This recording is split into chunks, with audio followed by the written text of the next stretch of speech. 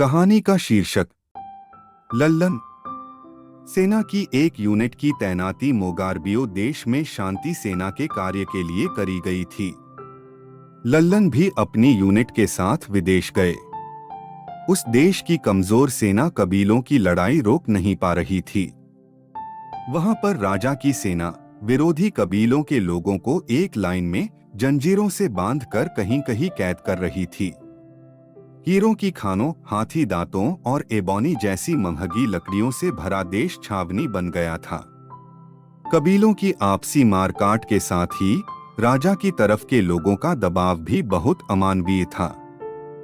लल्लन ने देखा कि चेन से बंधी हुई, फटे कपड़ों में भूखी प्यासी, पसीनों व कहीं कहीं खून के निशानों में डूबी हुई औरतों को लाइन में चलते हुए भी राजा की तरफ के लोगों का अपने शरीर पर नीचतापूर्ण दबाव सहना पड़ रहा था। मजबूर के बोलने का मतलब कोड़ों की मार थी। यह सब लल्लन सह ना सका और उसने ऐसे आदमियों की तरफ अपनी बंदूक तान दी। वह विदेशी सेना के आगे संभल गए।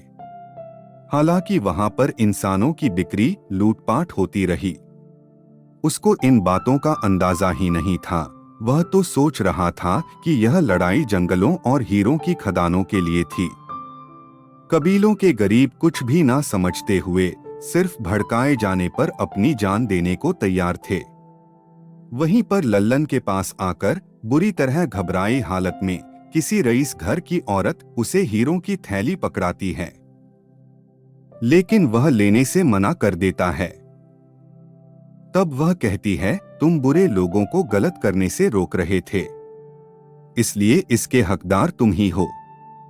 वैसे भी आगे जाकर यह सब लुटना ही है। अगर हो सके तो मुझे शिविर में पहुंचा दो। समय की मांग समझते हुए वह मान गया। कुछ समय बाद उस देश में हालात काबू में आ गए। तत्पश्चात शांति स्थापना के बाद यूनिट के साथ अपने देश लौटकर वह अपने गांव गया। वहां पर घर के चौक में ही उसकी मां ने उसे गले से लगा लिया। लल्लन ने थैली उन्हें देनी चाहिए, पर उन्हें कभी भी ऐसी लालसा नहीं थी। उन्होंने कहा कि वह उस थैली को अपनी पत्नी को सौंप दे। चौक के आगे बरामदे में पत्नी पानी का गिलास लेकर आ रही थी, किंतु वह लौट गई। उसने हीरों की बात सुन ली थी और जाकर केसर का शरबत बनाकर लाई।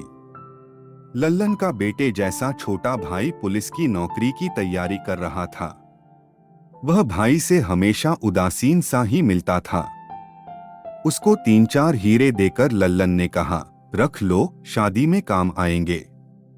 लल्लन अक्सर दूर कहीं अकेले ही नौकरी पर रहता था, इसलिए परिवार का महत्व जानता था। मां भी बेटे के बिना परेशान होती थी। उस दिन सभी का व्यवहार अधिक प्यार भरा था। वह सोचने लगा कि शायद विदेश से लौटा है, इस कारण ऐसा हुआ है। गांव में थोड़े दिन बिताकर वह अपनी तैनाती पर लौट गया।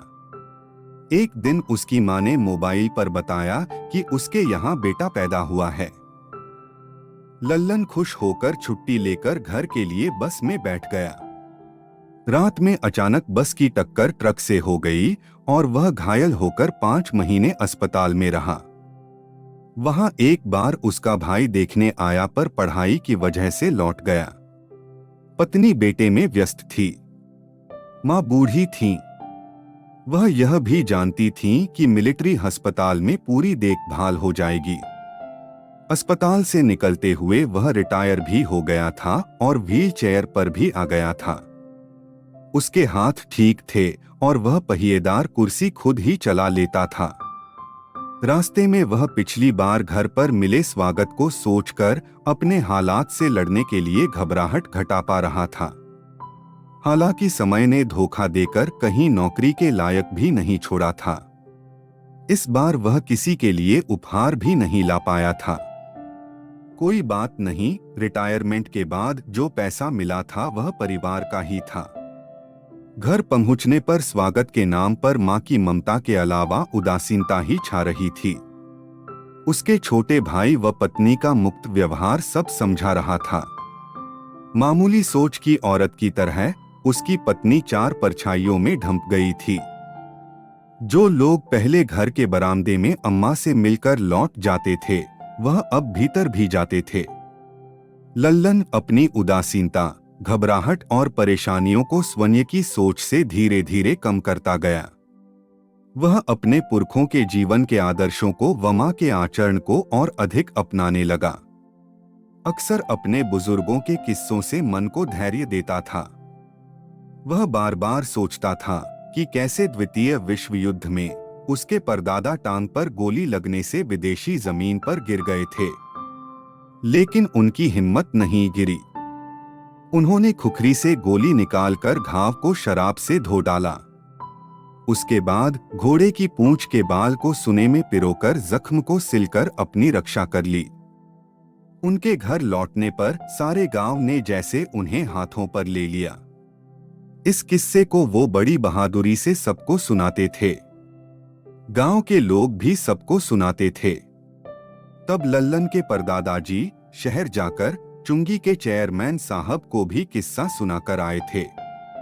उन्होंने परदादाजी को एक गिन्नी भी दी थी। लल्लन अपने दादाजी का भी अपने देश के लिए दिए गए बलिदान को बारंबार याद करता था। दादाजी ने गांधी जी की एक आवाज पर कॉलेज के अन्य विद्यार्थियों के साथ सड़क पर निकाले गए जुलूस में हिस्सा लिया था। जुलूस को रोकने के लिए डंडे व गोलियां चली, पर दादाजी न खुद झुके न झंडा झुकाया। हंसते हंसते देश की आजादी के लिए सीने पर गोली लगने दी। उनके बलिदान ने स्वतंत्रता के अन्य दीवानों की हिम्मत बढ़ाई। ऐसे पूर्वजों का वंशज यह भी जानता है कि युद्ध से विरक्त होकर भी बाणों की शया पर महाभारत में भीष्म पितामह मृत्यु के इंतजार में भी ज्ञानशील संदेश देते रहे। वह व्हील चेयर पर अपनी निर्भरता की तकलीफों को व परिवार की दी गई समस्याओं को झेलेगा। जैसे उसने कबीले की स्त्रियों को बचाया था, वैसे ही वह गांव के बच्चों को ज्ञान देगा, हिम्मत देगा। अपने बच्चों को चार परछाइयों से ना घिर कर ज्ञान व चरित्र की ऊंचाइयों का पाठ सिखाएगा। मृत्यु के इंतजार से दूर आसपास के लोगों की मानसिक सुरक्षा का उद्देश्य अपना कर ही जीना है। अपना उद्देश्य समझते हुए उसने स्वयं की व्हील चेयर को गांव की चौपाल पर बरगद के पेड़ की तरफ मोड़ दिया।